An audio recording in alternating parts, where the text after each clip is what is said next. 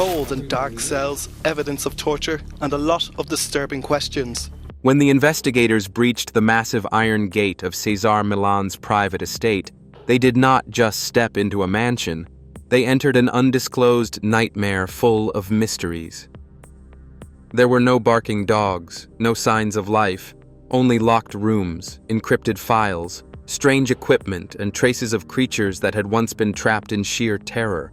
And then the shocking truth was revealed.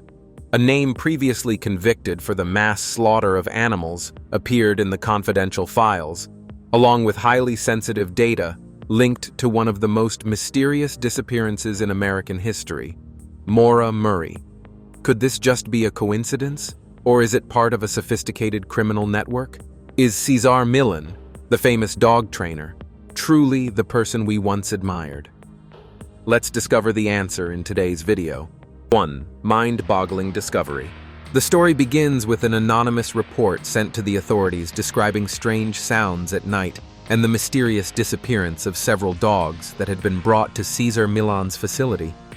Immediately, the investigation team carried out a thorough inspection of the estate, a property once hailed as a paradise for pets.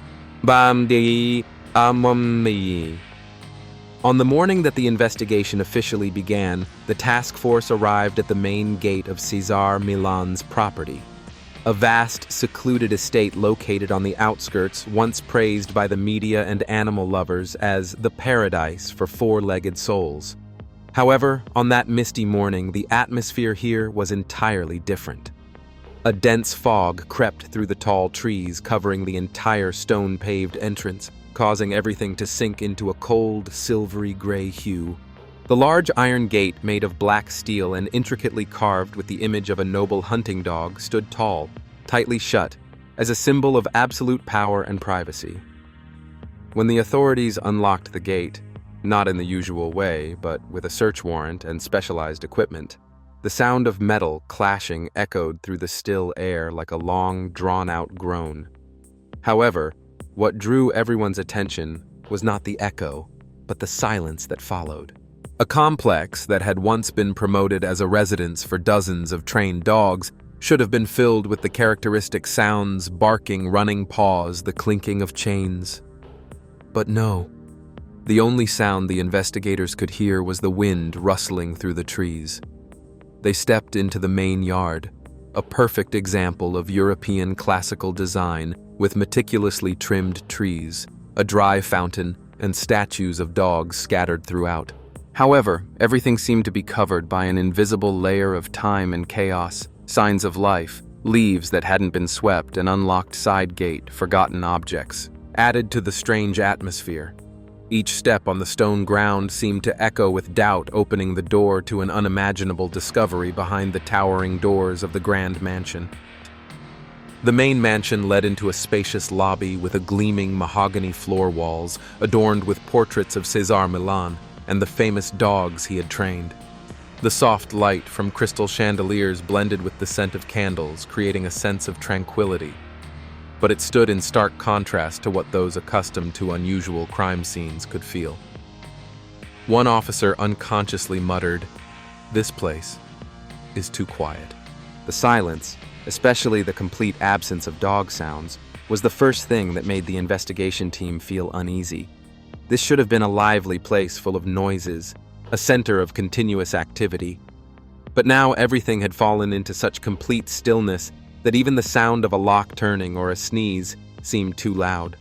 The space resembled a perfectly preserved painting, but there was no life within it. In the western hallway of the house, a heavy door that had been locked tight was discovered. A warrant to break the door down was immediately issued. When the thick wooden door was forced open, a pungent stench immediately poured out, causing everyone to step back and cover their noses. It wasn't the smell of rot or typical animal waste, but a mix of metal mildew and something repulsive, as though death had resided there for a long time, only now awakening. The darkened room slowly came into view under the beam of the specialized flashlight. Rows of iron cages stood aligned, each bearing the marks of prolonged confinement. They were rusted, dented, and scarred with deep claw marks, so distinct that one could easily see the desperate attempts of creatures trying to escape, willing even to sacrifice their nails and flesh. These cages weren't designed for protection. They were meant for restraint. The question arose, what kind of dogs had once been imprisoned here, and for what reason had they been subjected to such forced captivity?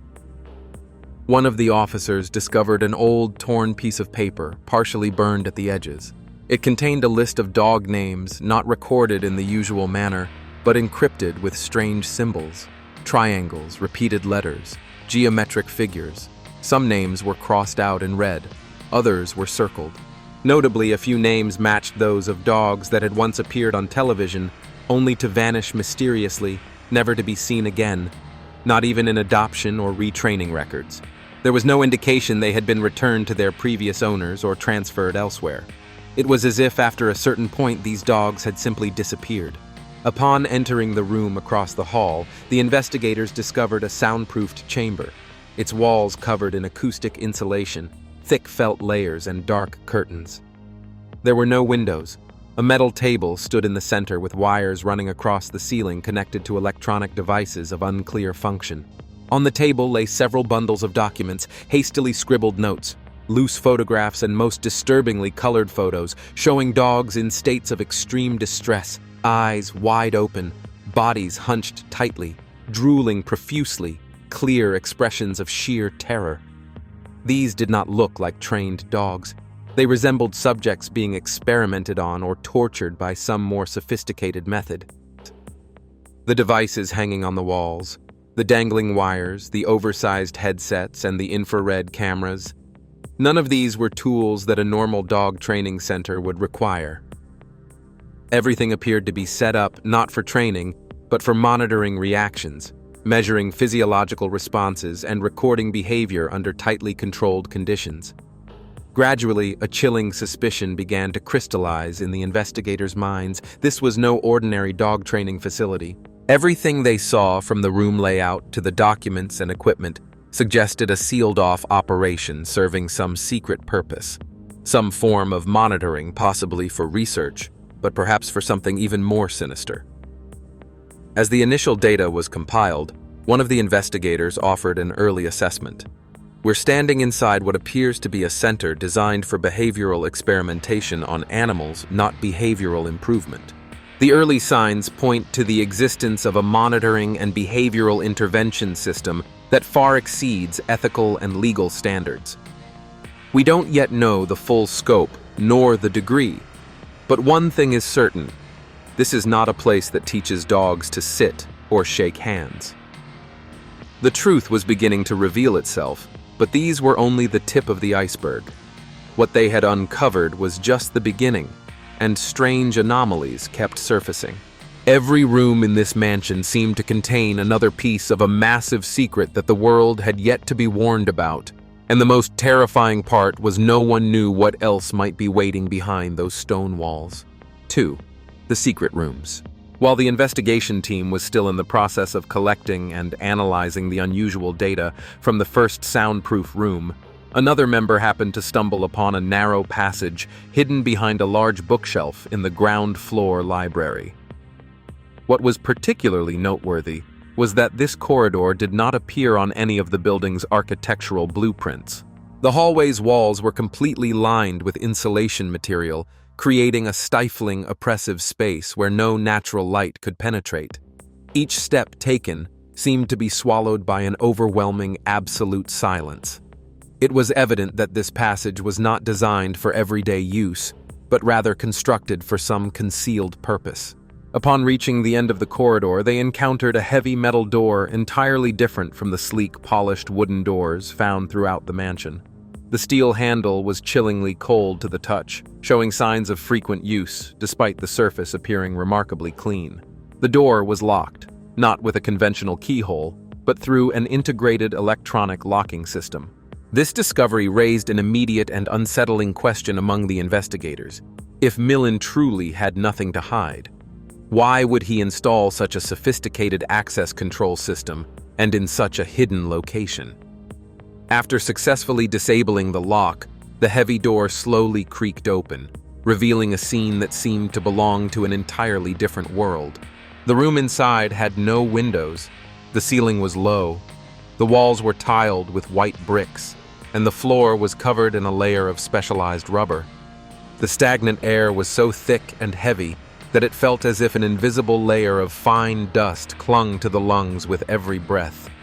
In the center of the room stood a series of metal tables neatly arranged in perfectly even rows. The surfaces of the tables bore countless scratches. Some appeared to have been clawed at, while others were long and deep, as though something heavy had been dragged across them. Although it was clear that an attempt had been made to clean the surfaces, faint dried bloodstains were still visible. In the corner of the room, a small stainless steel door came into view. At first, they assumed it was merely an entrance to a storage closet for ordinary supplies. However, when the door swung open, the investigator instinctively recoiled in shock. Inside, there was not only surveillance equipment, but also a system of cameras pointed directly at the center of the room, all focused intently on a single spot: a solitary metal chair fitted with restraints attached to the armrests. The cables from the cameras led to a disabled electronic device, which upon initial inspection appeared to have been used to record and monitor the reactions of the subjects. Scattered across the floor, displaced by the forceful opening of the door, was a pile of files. An officer immediately knelt down to pick them up and quickly noticed something highly unusual. The documents consisted entirely of dog lists. Yet strangely, none of the animals mentioned had ever been publicly acknowledged, featured in any programs, or even recorded in Millan's public databases. These animals, according to the terminology in the files, did not exist legally. Along with physical descriptions, each individual entry included reaction indexes, levels of stimulation, and especially notes detailing interactions under unspecified conditions. The deeper the team delved into the stack of files, the clearer it became that these were not merely behavioral monitoring records. Some folders contained X-ray images, biological data, EEG charts, and notably handwritten notes bearing the distinct tone of a researcher, Phase 1 not yet complete. More data required. Dog 47 strong reaction. Dog 89 failed to meet criteria. Eliminated. The phrase had been removed kept appearing repeatedly, and it was clear that it didn't simply refer to returning dogs to their previous owners or transferring them to another facility, because according to one investigator, these dogs had never existed outside that room. Inside a concealed drawer, the investigative team discovered a battered old notebook.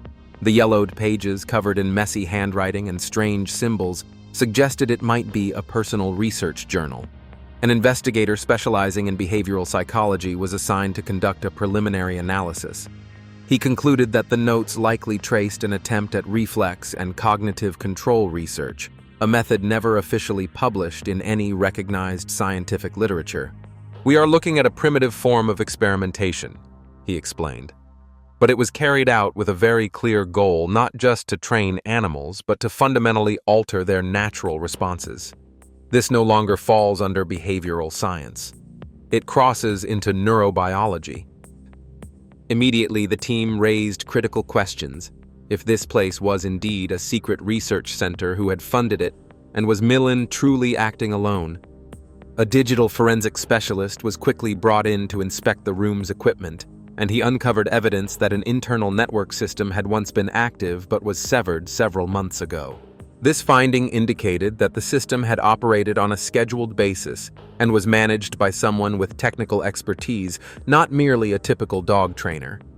As these revelations came to light, public suspicion increasingly pointed toward the involvement of a third party, possibly a research institute, a private organization, or even a covert experimental network. Around the same time, another lead emerged unexpectedly. An investigator succeeded in contacting a former employee who had once worked at the property.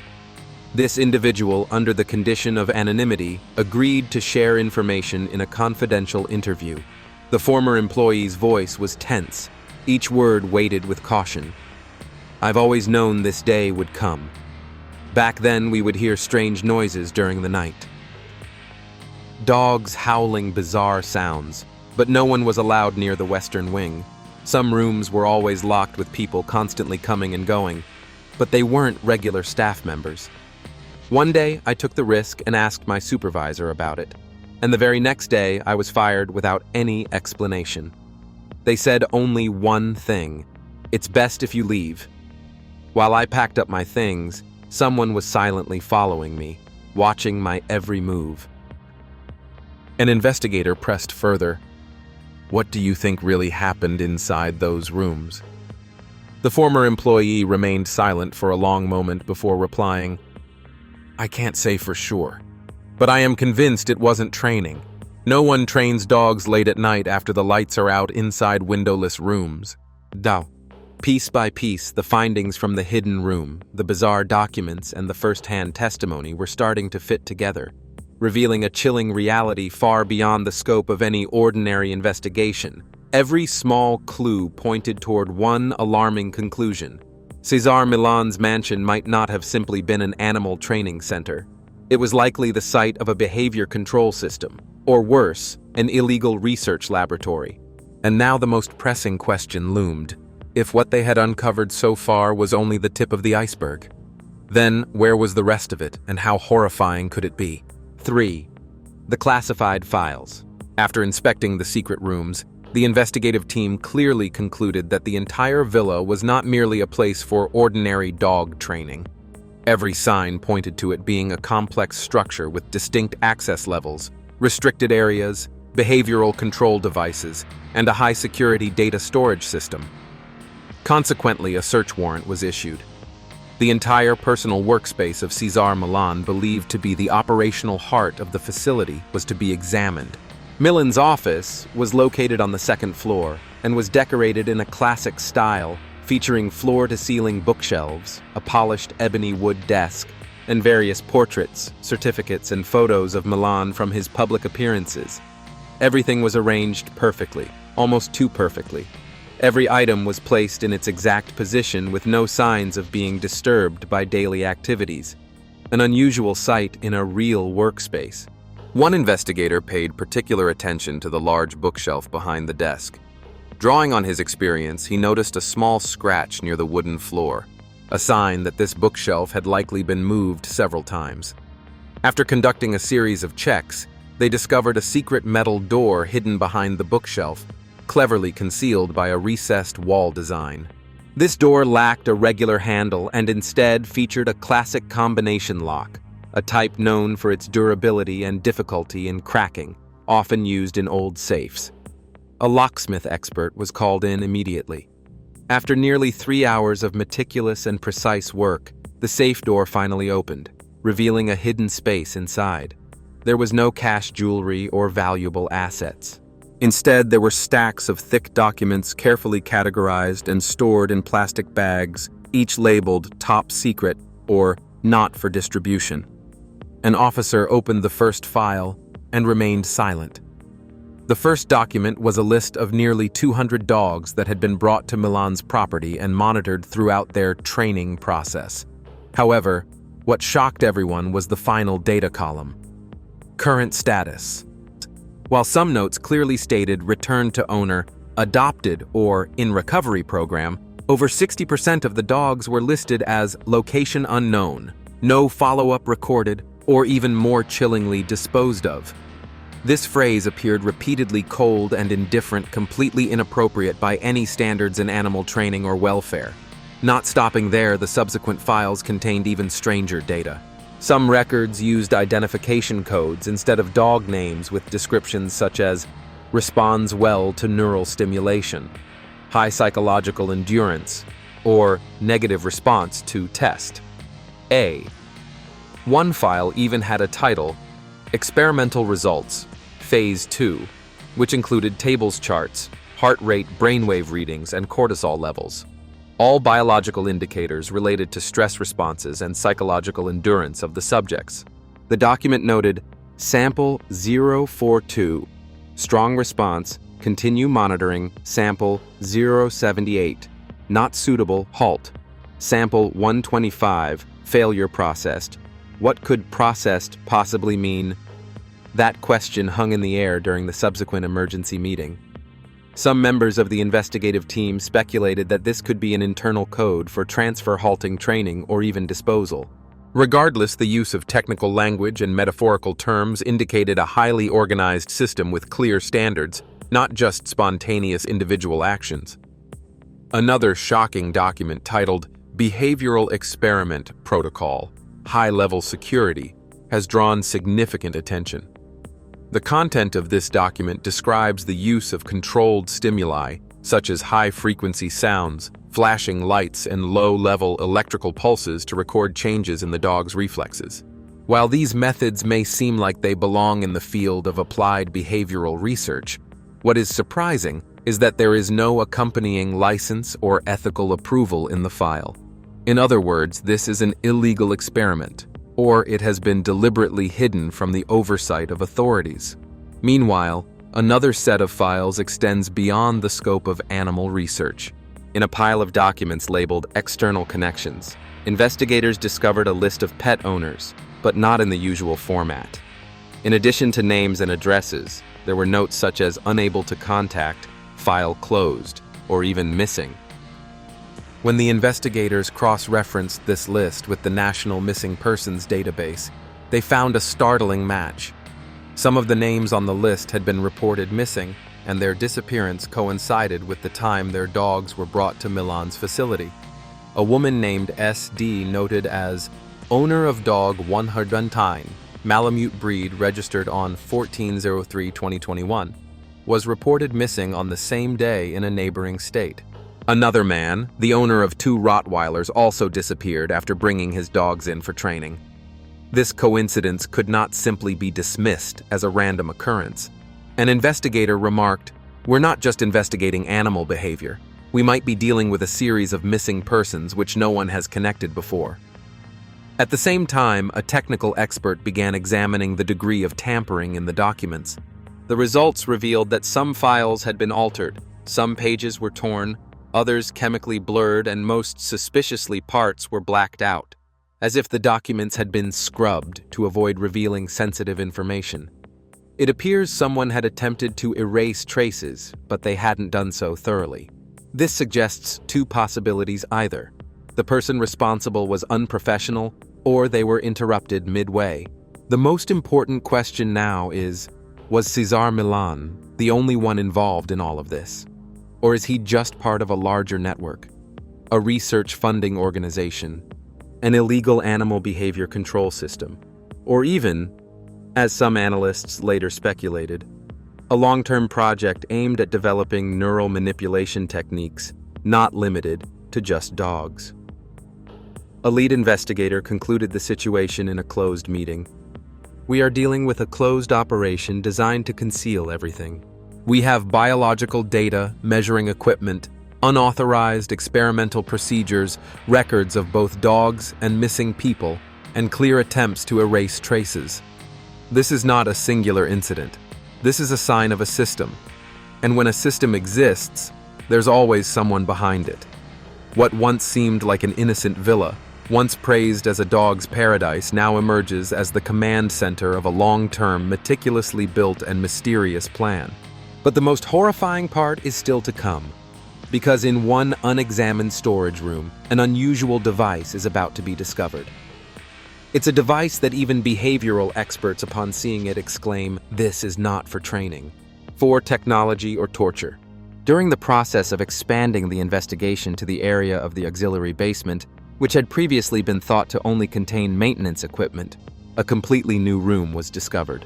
The door leading to this room was significantly different from the others. It was made of thick steel, showing signs of reinforcement with multiple layers, and was locked with both mechanical and electronic systems. This had never been mentioned in the building's records, and there were no indications that this door had been used frequently, but once it was opened, what lay behind it left the entire investigation team stunned. When the door was opened, they no longer found a training space or a storage room. Instead, it was a fully equipped laboratory, but not belonging to any public research field. Metal tables were neatly arranged. High-power lights illuminated the surfaces of the tables. Electronic devices were piled up with blinking LED lights, and the air was filled with the distinctive smells of ozone and burning plastic. all creating an unmistakable atmosphere. This was a place where continuous experiments had taken place. One officer approached the first table. On it was a device resembling an electronic training collar, the type used to generate mild electric pulses to modify dog behavior. However, this collar was not a typical one. It was connected to a complex circuit board, had a separate signal transmission and reception antenna, and was equipped with a biological sensor. When the officer lightly pressed a control button, a mild electric pulse was emitted, making him feel a tingling sensation. If applied to a smaller body like a dog, this pulse could not only trigger a reflex, but also cause neurological panic, noted an animal behavior expert present at the scene. On the subsequent tables were devices whose functions were not immediately identifiable. Some resembled signal transmitters with indicator lights and frequency gauges.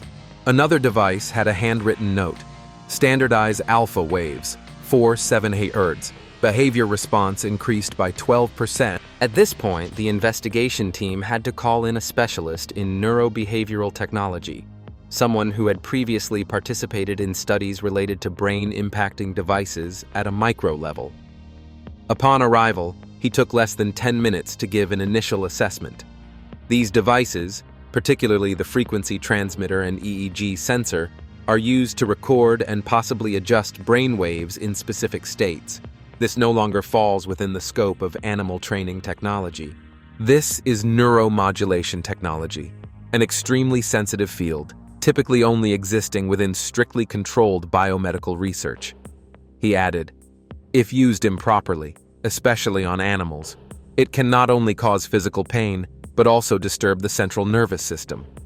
It's akin to electronic wave torture. One device that raised particular suspicion was a signal amplifier mounted on the wall. At first glance, it looked like a router or Wi-Fi repeater, but its internal structure revealed that it was a device for emitting extremely low-frequency waves, a type typically used in studies to control emotions or influence behavior at the subconscious level.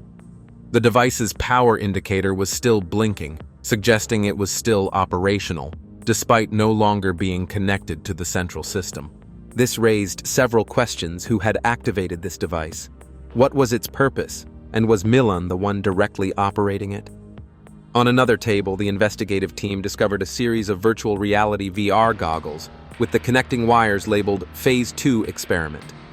Next to them was a box containing microchips numbered and labeled with terms such as neural control, sensor alpha-delta spike tester, and emotion modulator. When these devices were transferred to the technical analysis room, the results revealed that they were capable of recording fluctuations in the nervous system and measuring biological responses in real time. Advanced technology used in cutting-edge neuroscience research, which is not widely available, especially in the field of animal training.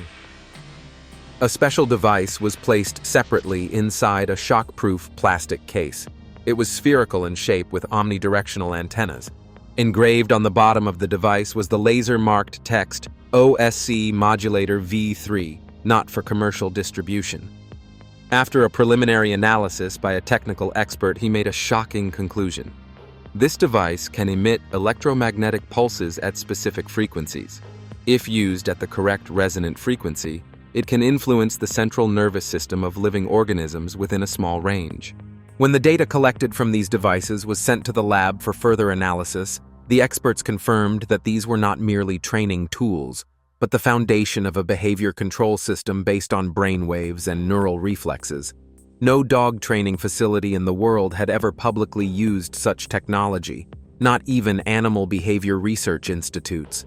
The preliminary conclusion was drawn: this is a technology for emotion and reflex modulation, likely used in unsupervised conditions, and most alarmingly, there were signs suggesting that the test subject had suffered severe biological consequences.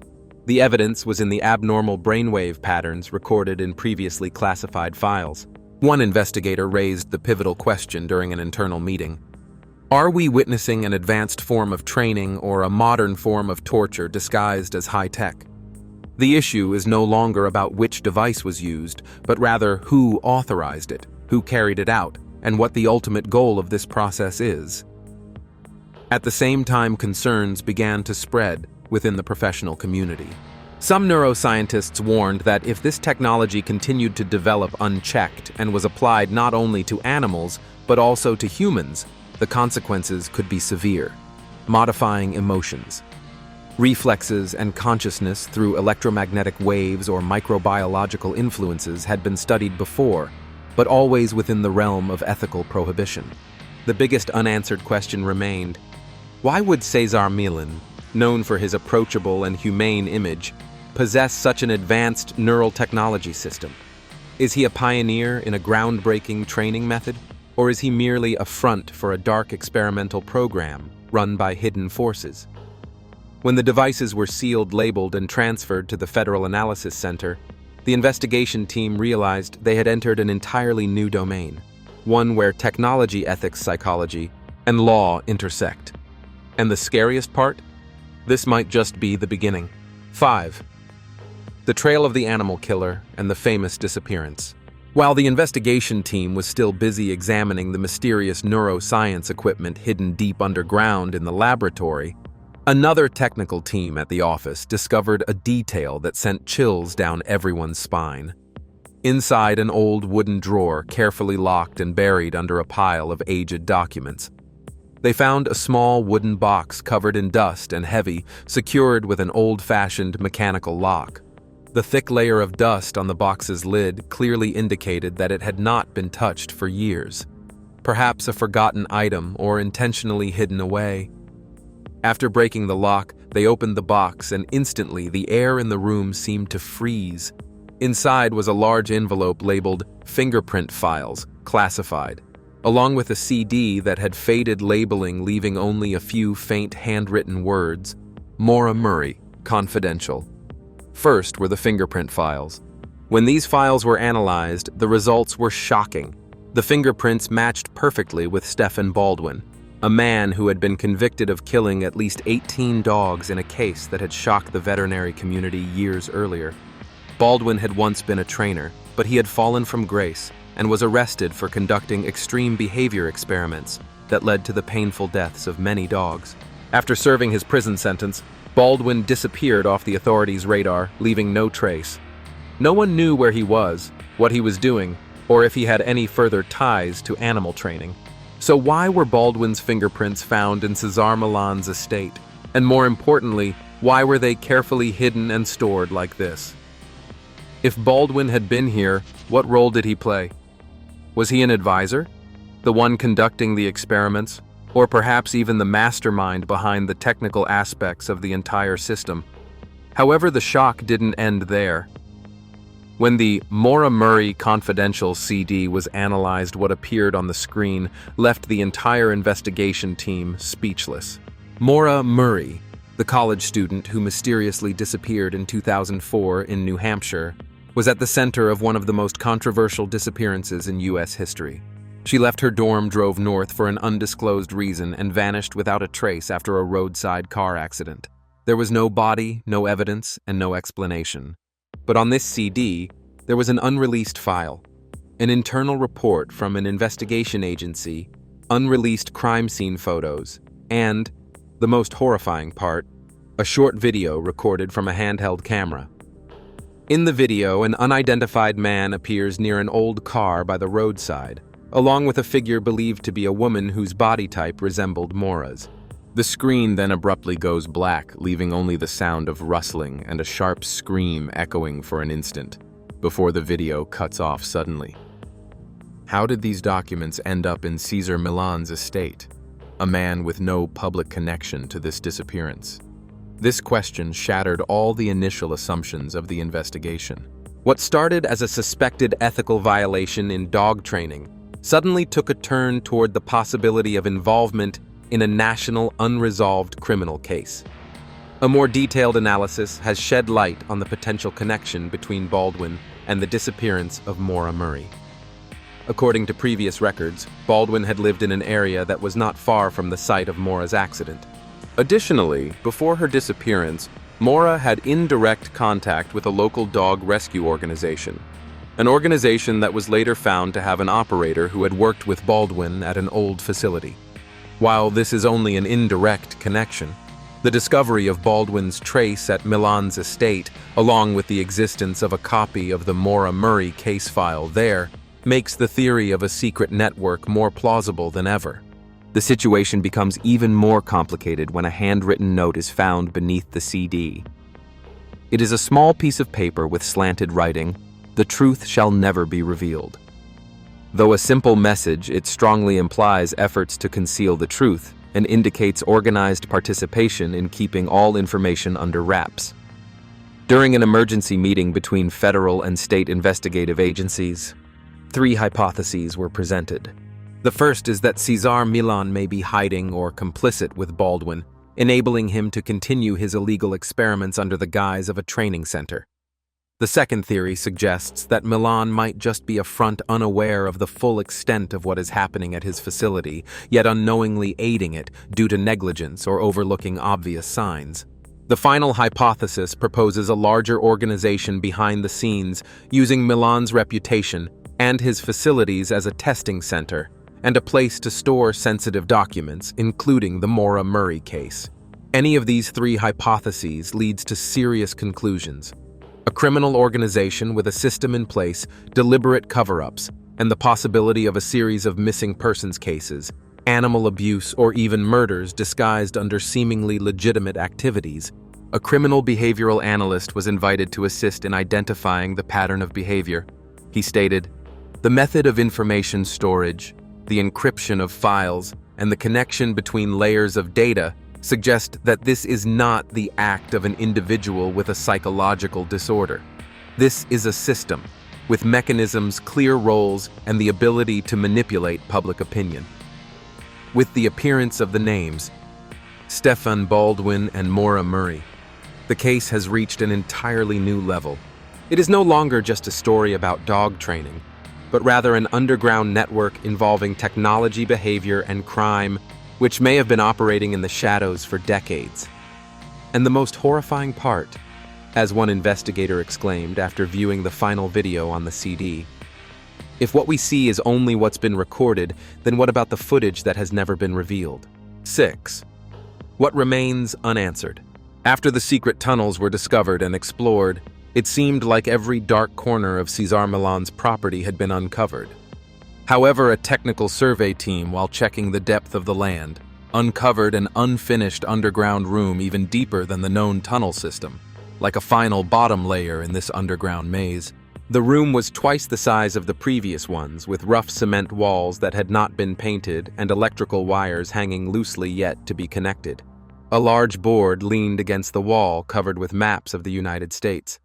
One map that stood out, particularly the map of New Hampshire, where Maura Murray went missing in 2004, was circled in red ink surrounded by arrows, statistics, and notes such as access route, initial testing point, and mountain area escape route. While nothing was completely clear, these notes did not resemble an animal behavior study. They seemed more like a logistics plan drawn up by an underground organization. At that moment, an anonymous witness was placed into protective custody after contacting the investigation team. This person had been a maintenance worker at the property. In his statement, he said, "I know they're doing something wrong. It's not the type of training that the public sees. Dogs were brought in, but never seen coming back out. Strange sounds were heard at night. There was one room, always locked even when I was assigned to maintain the entire electrical system. I was never allowed in." These testimonies, combined with the findings at the scene, made everyone rethink the fundamental question: who is Cesar Millan really? Is he the dog training master that the public once trusted? Or is he part of a larger, more dangerous psychological and behavioral experiment, hidden behind a perfect media facade? Each new discovery seemed to open another deeper layer, and as the underground walls of truth slowly came into view, the true answer about Cesar Millan's identity remained the only part of the investigation that had yet to be fully decoded. What the investigators found inside Cesar Millan's property went far beyond any imagination. From hidden rooms, classified files, bizarre neurological technology, to a chilling connection with a beast killer and an unsolved disappearance. all painted a dark picture behind the dog whisperer image the public once revered, and to this day the question remains unanswered. Cesar Millan, is he the dog training master or just a pawn in a much more dangerous plan? One thing we know for sure, the truth is still somewhere in the dark. What do you think about this? Share your thoughts in the comments section. Don't forget to like, share, and subscribe to the channel so you won't miss the upcoming episodes where we will continue to dig deeper into the secrets that have never been revealed. This is just the tip of the iceberg. The story is far from over.